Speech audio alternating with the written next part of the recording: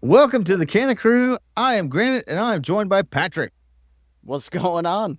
Man, just another day. We had 2 matches since last time we talked, I do believe, and we're going to talk ad nauseum about both of them.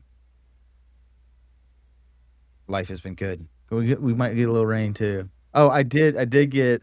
So I do a little refereeing on the side, City Rec League, and tonight was U10, two girls matches, and there's this one girl, and she's just a beast, and she just runs both halves. They're 25-minute halves, and at the end, I do some sprints just so I can keep my old man butt kind of from dying. And she always at the end she goes, "Hey ref, I'll race you." So we race the half, and again she's beaten me every time except for the time I cheated, and started running, and then said go. So, kudos to the young lady that can beat me in the foot race. She should let you win. You hold the little cards to her future match. Maybe so. Yeah, she was always on fire. She's a fantastic player. Andrew, you're joining Yes, us. sir. We had you on a while back, and that one never got published because for whatever reasons. So thanks for joining us. You are an avid Battery supporter. You stand up there in the stands with us and out in the parking lot with your family, having a good time. What else should we know? Yes. You summed it up pretty good. I just love the Battery. That's it. Fantastic. So how's been your week? It's been pretty good. It's been kind of long, but we have a vacation next week, so looking forward to that. Where are you going? Nashville. Oh, nice. Going to a concert. Do they have music in Nashville? I don't know. Probably a pretty good place. Blue Angels are in town. Not to be confused with Hell's Angels. Very different. Exactly. One is on the ground. The other one's not on the ground. Both can kill you, though. Both can kill you. Facts. Different ways, though. Different ways. So Blue Angels are in town. I wish they would have coordinated the match this weekend with their stuff they're doing over the harbor on Saturday, because that would have been really impressive to get the Blue Angels to fly over kickoff. That would have been dope. But hey, I just think of these ideas. I'm not the one that executes it. We could always coordinate with Patriots Point and maybe get the little tourist helicopter to fly by from time to time. That would be a great idea. Hey, maybe we get a crop duster, one that has a banner that flies across. It says Cannon Crüe on it or something like that. Or fertilizer for the grass. Crop duster, just spray everyone with like water, and just kind of fun. About every 10 minutes it flies over, especially when it gets hot and humid this summer. So we're going to talk about 2 matches. First one, and we're going to talk about Rhode Island match, and I don't know. So let's get into it.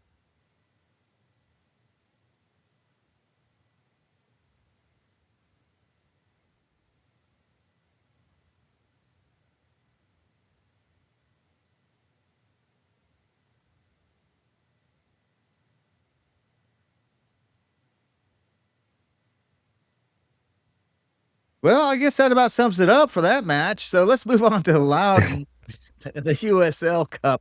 As we were talking beforehand, where has the Jägermeister gone? It's the USL. All got drunk up. Someone get Johnny Depp. So what are we doing now? What's it called? USL Cup. They're sponsored by Prinx Tires. What is? They said it in nauseum, so it's stuck in my head. What is Prinx Tires? Have you ever seen a Prinx tire? No, I've never heard of it. Unlike Jägermeister. It sounds like a really weird alcohol. We went from an alcohol to a thing that you're not supposed to be driving while you're drinking alcohol. So I think we're in Group 6. This is round 1, and we're up at Loudon. It looked like a rainy night. What was the general thoughts on the match? Decent. General thoughts. Not great. Decent. We got the result, which was great, but decent at best. Patrick? Yeah, I would think just lackluster. I mean, coming off that, and we just talked about it, that Rhode Island match, maybe hoping for a little more, and kind of not doing anything to stand out. Just a game that could literally go either way while you watch it, and it's not exciting having one of those. Our road numbers aren't very good. No. And why? I mean, we start. Let's talk about starting 11. Any surprises on there? I would say I was surprised Joey started after the last game at center back. I thought maybe we would see a switch there. Yeah. I get why you keep playing him, but it is a cup game, so I would have maybe expected to switch it up a little bit, be a little more solid at the back, and they didn't do that. So that was my surprise. Andrew? Surprises in the starting 11 were Miguel Berry, honestly. Why? He hasn't showed us why he came to Charleston yet, in my opinion. Like, he's had some no, actually that was his first goal in the 16th minute. Like, he's played and he stood out in some games, but he hasn't really delivered yet. And so in a cup match, I was like, let's maybe shake it up a little bit. We have Colton Swan. Let's give him a spot, Let's let him have a shot. And that was my surprise. Just based on performance of late. A little surprised as well that Kirill didn't get to start. Yeah. I think he's just been really good, kind of getting into a groove more and more. And I don't know. I like seeing him out there. I like the height. I like what he adds. I like his defensive work ethic. And he's just a player that I like to see, and I enjoy when he plays. So what about our keeper? We've talked about Zamudio, and now we get to see Burner come out there. Did he? Yeah. Did he play well? Did he not play well? He played pretty decent. He made a few saves. Some of them were kind of gimmies, though. Like, straight at him. Yeah. But he made like one or two that was like, okay. I mean, we can't say the gimmies are always gimmies, though, too, with our other situations. So I think he did really well for even getting shot directly at, to not just somehow dive out of the way and let it go. Yeah. That's fair. Okay, so we had also Sean Subert to back. Do you think he's looking a little more natural as a back than moving him up as we've seen him as center mid? I mean, he played more so in center mid, so I don't think he really it's going to be the question of the year until there's something solidifies. I don't know. Like, you bought the fucking defender of the year, and he doesn't play defense for us. So I have no idea what's happening, and I mean, it's just a weird situation to me that we don't at least see him change positions a little more aggressively in, like, for instance, the Prinx Tire Cup match. I mean, like, put him up there in Barry's position? I don't know, do something. Like, I just, this is how many games in that he plays this CDM role, and it's not really gelling. So it's not convincing, yeah. Maybe throw him in center back for a couple matches, get his groove back, maybe all that confidence, because he will ball out in center back. He'll destroy everyone. He'll be the rock back there. But build this guy's confidence back up to push him back up into CDM and let him go forward from that. I think he just needs a switch up. Benching him didn't work. No. So, do you think maybe he just needs a better midfield to help support him when he's playing CDM? I mean, we got a pretty strong midfield. You have Landry next to you. That's awesome. What else do you need?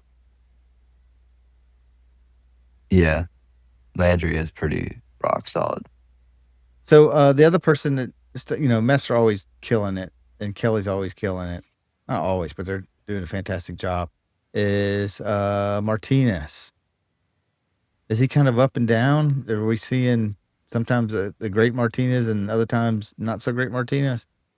Yes. His performance in the game was decent, but knowing what he can do, it was a little lackluster. Yeah, that would be my take on Martinez. Yeah, I feel like between him, Blackstock, and Foster, I mean, Foster seems like he's breaking out a little more from time to time, but between those three, someone you would expect one of them to step up and kind of be the go-to guy who's going to be Take that continuously position. getting Yeah. picked. But I don't know. To me, it seems like it's another one fresh out of preseason where you're not really sure. Like, oh, let's rotate again. I'll rotate these three guys. I'll play one of them. I'll get one off the bench, and one will just have to wait until the next match. And I don't know. It's definitely on the players. I want them to put a little more effort in and go at a guy. Show why you should be starting these Yeah. matches. Be the difference maker, especially for attackers. How important do you think this match was for not just the USL Cup, but setting us up for our next, couple matches in the USL starting Saturday? Sets us up pretty good to build back confidence after back horrible losses, in my opinion. If we can have the result on the road, coming back home Saturday, no problem. That's my opinion. It'll help build that confidence back up that I'm sure got lost after, what was it, a 3-0 loss, 4-0 loss? Back to back? Yeah. Yeah. Those sting. Yeah, and like you mentioned, Berry being a surprise to start. It's about damn time he gets a goal, and this could be what starts his season off in the positive direction. Like maybe get him off the mark in the championship, and then get a little run of form going where Colton Swan isn't going to be starting some, starting not. He's just going to be the bench guy now. So I think for certain players, I thought this game was better just personally. Overall, I'm with you guys. Like, but personally, I think Berry needed this. I thought Akaza had a pretty decent game as well. I mean, his shot at the end led to the corner, which led to the game winner. I think it's good for the coaching staff and the coaches to be like, look, all that hard work, keep fighting, it paid off. We got the game winner, extra time. But I just want to see some difference makers. I want to see people go create and make the space and make a name for yourself. This is the stage to do it. Let's talk about that because we lack that kind of creativity, it seems like. Yes. Is that creativity? Is that from an attacking player, or is that creativity needs to come from a midfielder, a number 8? Where does that need to come from, and who's going to be that player? Yakaza. He's our captain. He should be running the midfield, and I'm wearing a Petri kit today. Midfielders control the game, in my opinion. So we just need someone in the midfield to step up, and I think Yakaza could be that guy. Just always finding the pass, fighting a little extra harder with possession. Just, yeah. Yeah, just It's my more, opinion. right? I mean, he's our starting 8. You would expect a guy Yes. to be like, not fill Malloy's shoes, but do something with like possess the ball, look for that through ball to guys. I mean, Berry's goal came from a defender just launching it at him. Yeah. Because we were in a 2v2 situation. I mean, I like it. I like switching the play up a little bit from time to time. Too many games we see the Battery just want to knock it around and eventually get exposed by a bad pass. So I'm all for, like, you see that ball, play it, but we should be getting a lot more chances from offensive creativity, especially with our midfielders. I mean, do they just look like they have to hunker to their positions? Like, there's no overlapping with previous teams that we used to see, no switching, no, like, hey, just stay centrally for a minute, I'll go cover your wing, or I'll drop back for a minute. Like, are we just too early in the season for that, or do you think we just don't have those players? I'm beginning to think we don't have those players. I think it's a combination. We don't have that players, and the players also are still. They just seem like they're not cohesive yet, especially on the road. On the road, the whole playbook goes out the window, and it's just like scramble and figure it out. What's the solution? Are we supposed to do a Airbnb, one house together? No more Maybe. individual hotel rooms? I don't know. I think it's just going to take the hard work and dedication from them, and then just one game where they all just lock in and they're like, okay. But I don't know. It just seems like, in my opinion, that they're not fully, won yet. I don't. But how does the road expose that? Say they're not gelled 100%. Why are our road matches exposing that weakness, or whatever you want to call it, so drastically? Because it's not like we're going places and losing, 1-0. We're getting fucking blasted. Why is it so different? Maybe atmosphere plays a little bit into it, but I think the big missing structure is that main focal point on the field, that leader on the field. No one's honestly stepped up and became that role since Malloy left. Yeah. Like, Malloy was that guy. He can bring the group together. Let's go. Give me the ball. I'll start it off. Well, like that leader that leads by example. We hear it so often in modern football. You don't have to have these guys shouting all the time, but they lead by example. Well, we don't have anyone on the field doing that currently. Just taking the ball and being like, hey, I'll put the team on my back for a minute, 2-minute spell here. I will work my ass off and move around and keep possession, play 1-2 balls with you guys. Something. So I think that's where we're kind of falling apart. We're just missing that guy who takes it all on himself for a couple minutes when we really need it. And I think we're seeing it a lot more that Malloy was that glue, more so than we gave him credit for. Yeah. Do you think maybe is it or I don't want to say that, because Ikaza is a fantastic player and he's a fantastic person and he brings a lot of energy. Is he not that leader that you just described? I mean, he's taken a back seat for so long, right? I mean, it's kind of hard to be like, now it's on you. If you're not that guy, I think leaders are just leaders. I mean, you may have someone else with the captain's armband, but you're still going to be on that pitch leading. And he wasn't like a consistent getting all that game time before when Malloy was here.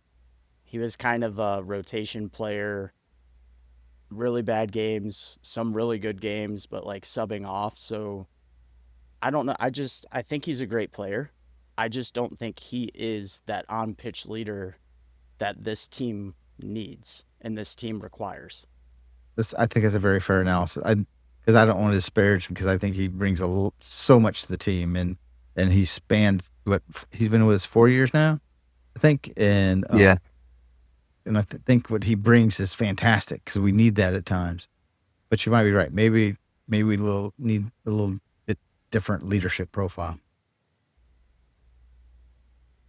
I know one on my mind. He's been a standout player, and like he even had a really good game against Loud.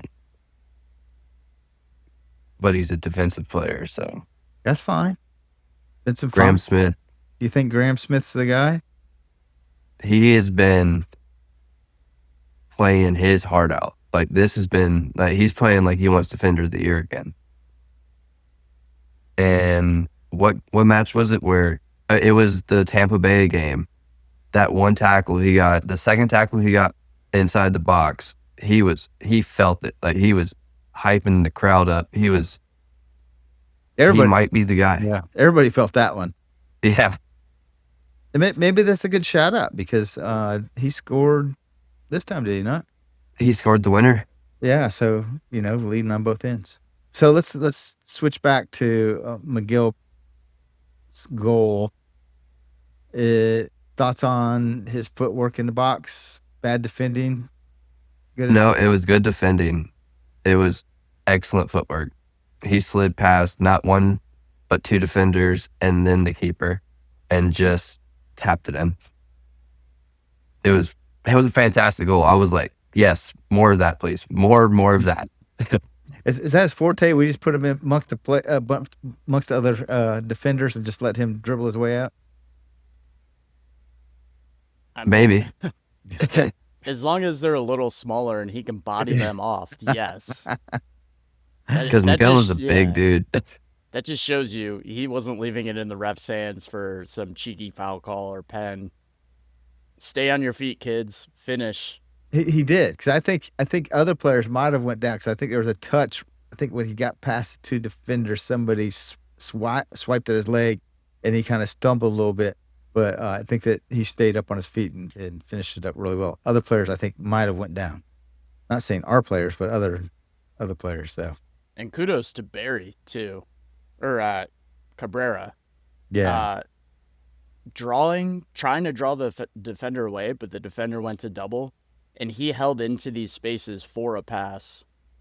I mean, Miguel had it in his eyes. He wasn't giving that ball up. But, he's an attacker, right? So that's what. And then he's not shrugging. He goes and celebrates, throws his hands up immediately with him. So like, that's really good for a teammate, creating that space in those passing lanes if he were to knee it. Too often we've seen it before where guys just kind of like stand next to their guy, like, oh well, he's going, so I'll jog up here with him and stuff, but I'm not really going to separate. So I thought he did excellent on that play, even though he got no reward for it. So Andrew and I were talking about it's nice to watch a match a second time, especially when you know the results of it. So that way you can look at a lot of the off-the-ball play, and that's just what you described. So you might miss it when you're watching it live because you're focused on, the ball, where it's at, footwork, stuff like that. So you don't necessarily watch all the off-the-ball play. But that is so key, off-the-ball play, getting, like you said, pulling defenders away or having that option open. So everyone has to play honest, and he needs to keep that up. If that's what his gig is, we need a lot more of that gig.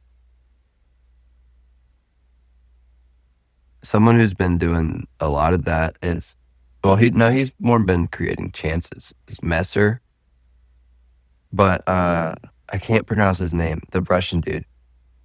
He's like, yes, when he comes on or starts, he's kind of getting into spaces and creating a lot of chances.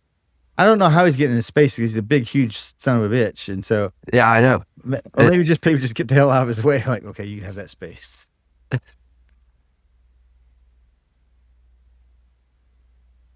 When he came on for Loudon, it was just like the defenders from Loudon just had one extra job that they really couldn't handle.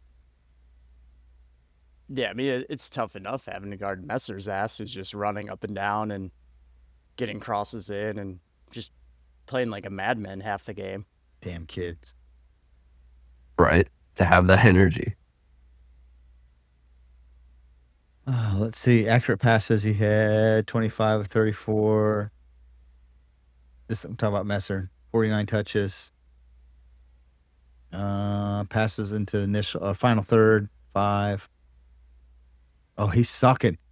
0 accurate crosses out of 6. Off game for him. Devil's advocate to that, though, it's even though they're not accurate, he's still the guy that's creating the most chances. He's making the danger. Yeah. Yeah. He's allowed to have one off game. I'll give him this one. With the accuracy. Especially with what's the name of this? The Prinx Tire Cup? Yeah, Prinx Tires Cup. Okay. What do you think the trophy's going to look like? It's just a tire. One tire. Yeah. White walls in or out? Have you ever had that? It's going to have a spinner on it. So, on a more serious note, have you ever your rides? Do you ride with white walls in or out? No white walls out. Do you really? What made you go with that decision? It's a regular Joe, man. He'd be flaunting around town, showing off. One time I sent my Jeep to the shop with somebody else driving it to get new tires, come back with white walls out, and I was horrified. almost led to a divorce. Almost. Hey, You know how long it takes to scrub that white wall? I'm just kidding. Okay, so talk about Messer. Let's talk about that last goal, and it come in with the 80-something minute. 90-something. 90-something. 93rd. Yeah. So let's talk about Graham Smith just in general. His playing, what he provided the other night. Is he back? Because he kind of had some down matches that now we've seen he's strung together. Tampa Bay, he was really strong. As we discussed ad nauseum about Rhode Island, there might have been some weak points, but we don't need to dwell on those like we did in that part of the podcast. But is this another one where he's stepping up there and leading from the as a center back? Yeah. He was just always in the right spot. And he had one where it was a cross coming in, but it looked like it also could have went in coming from the side. And he just headed it away. He was just in the right spot. And made some good tackles. He did get carded, if I remember right. Something in the 70th minute, something. But at that point, I felt like ref was kind of card heavy. He was handing out cards for nothing. Well, he thought it was discount cards for tires. But yeah, he was just always in the right spot, and he's playing with passion, and he's trying to get his team involved more, and he's trying to lead that back line. Is that captain material leading? Yeah, potentially. Yeah, and of course, the 1 week we don't do predictions for the next match. I mean, I think I've predicted a center back scoring every time. I think so. That's what you get.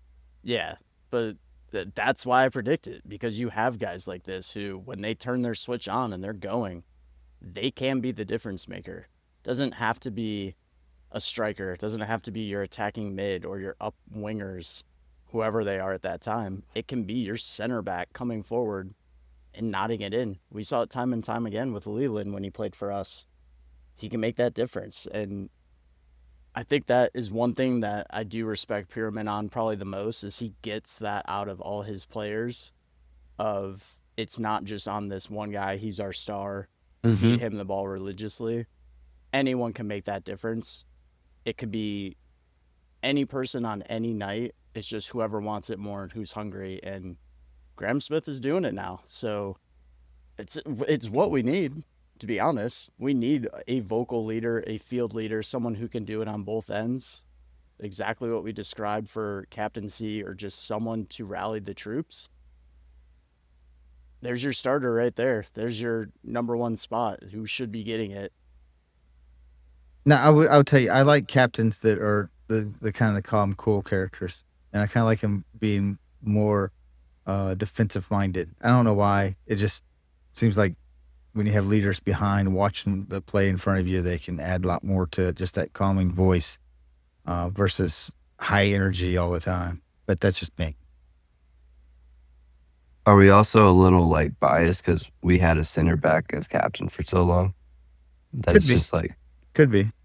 It feels a little weird having a midfield offensive player but Graham Smith is just every game I leave, I'm just Smith had a pretty decent game. Yeah.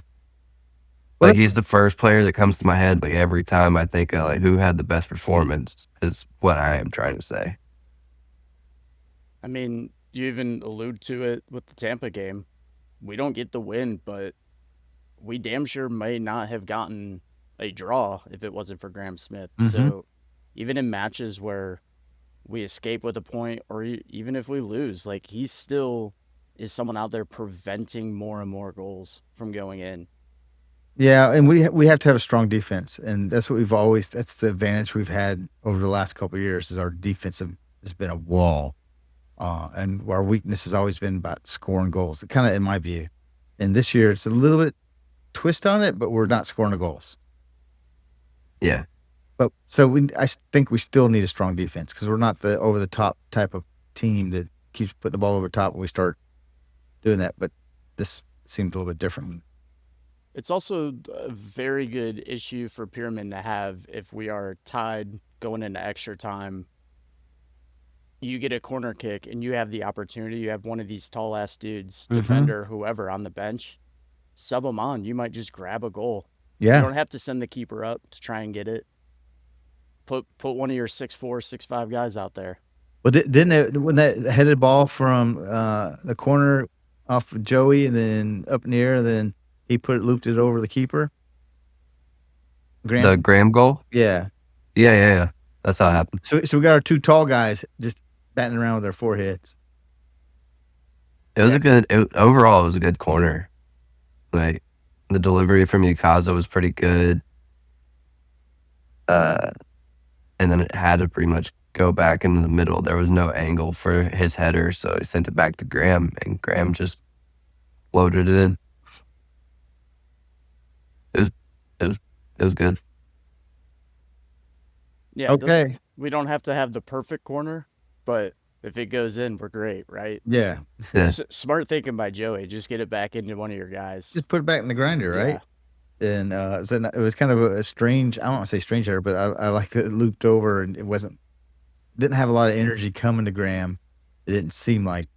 It was not in slow motion. Yeah. It's just what it appeared to be. I'll take that. Okay, anything else we want to talk about with the last match of the not Jägermeister, formerly known as Jägermeister, now the Pringles Tires Cup? Prinx? Is it Prinx? Prinx.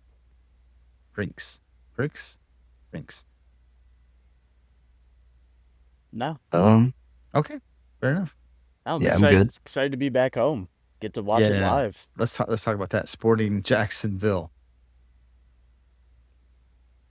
And I'm looking at the table, and so you got scroll. I did. I got all the way to the bottom, and then it's just, I don't know. Maybe it's my computer is acting up. It's just a whole string of L's next to them. Aren't they an expansion club this year? Like brand new?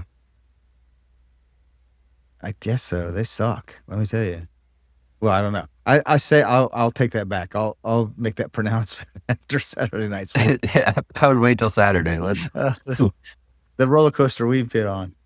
Yeah, don't bring up Brooklyn. Don't be bringing up Brooklyn and their roller coasters.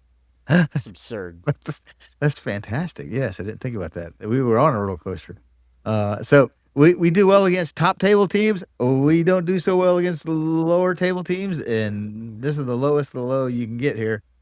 7 matches played, 0 wins, 1 draw, 6 losses. Goal district, a difference of -9. They have 1 point. What do we do? I'm trying to look them up now so that I can see who all they've played.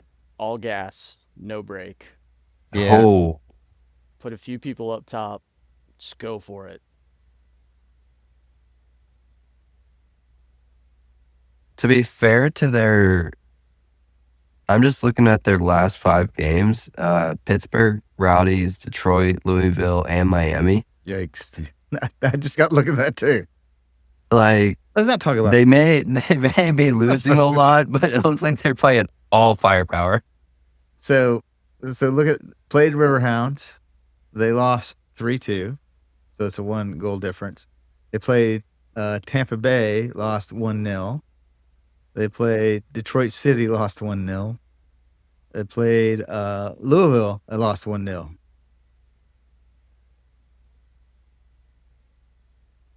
It's a little worse than that they can hold like Tampa Bay, Louisville. To 1 goal? Yeah. Yeah. Maybe they just let up on it. Maybe they just don't. They said, they're an expansion team. We're just going to score 1 goal and then just not play anymore. Yeah. Okay. Goal predictions. I think Miguel will score another one. I think he finally has, because after that goal, like that was a performance and a morale booster for sure. Because it was nice.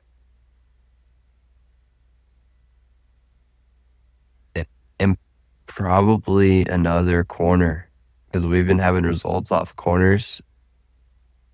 And I would just predict one of the tall guys just getting a little bit extra height and hitting one in. It's a toss-up. It could be anybody. Yeah, I'm going to go with 1-0, and hopefully Landry just hits a rocket on the edge of the box. Low rocket. Look at you, Low-driven Landry. rocket. I just want to keep a clean sheet. Yeah. That's first and foremost. We need to start doing that. We need to get our heads behind us on that thing. So let's keep a clean sheet, and maybe we nab one. But you never know. Maybe this is our breakout game where guys start getting it together and we get a couple. So let's hope for that, but I'll predict 1-0. I was hoping that was Louisville. It's the breakout game. That was a very good performance, that 2-0 win in the road. Yeah, we looked like a team. I guess the good thing about that is we know what we're capable of. We just haven't been able to replicate that. Yeah. Hopefully we can start replicating that. What I'm trying to do before I give my prediction is see what the weather's going to be on Saturday night. It'll be all right. It's supposed to stop raining around 6 o'clock. So yeah, it's going to be a little chillier than usual. Not 90 degrees, but that's it. 65. should be a nice Yeah, okay. nice switch up, especially in May. Have a wet field, a little damp. Yeah, you can warm up with all the Cinco de Mayo hot sauce. Pop it on your tacos for Cinco de Mayo night. God. Stay warm, Man. toasty. Get out there. Get a Okay. Modelo. And I'm not bringing the kids. It's just going to be me and the wife. Uh-oh. Romance. I thought you were going to say it's just going to be me and the tacos. Well, it will just be me and the tacos. My wife is going off somewhere hither and yon and leaving me to my own devices. As she told my son tells her, Mom, you're leaving me here all alone with no adult supervision. Smart kid. Yeah, smart kid. So humidity is supposed to be in the 90 percentile, but it looks like you said, temperature. I have to bust out the warm weather gear again. Okay. I'm going to go. In May. That's shocking, right? I'm going to go with 2-0. I mean, 2-1. Leaky goalie. Leaky goalie. Who knows? Maybe we get switch up in goal for once. I hope so. Not a cup game switch up, but a real switch up. Maybe it's time to let somebody ponder sitting on the other side of on the bench for a regular match. Any other surprises? Can you wear May 4th regalia on May 2nd? Oh, yeah. Absolutely. The Battery already said it's going to be their sponsored night, so full of fun, festivities. What else? They had a few. Is it a May 4th thing? Is May the 4th be with you? May the 2nd de Mayo be with you? I mean, it's like more of a May 5th thing. The May 4th thing, yeah, you could tell how much I watch Star Wars, so my mind is on tacos, margaritas. Hell yeah. Not on Jabba the Hutt.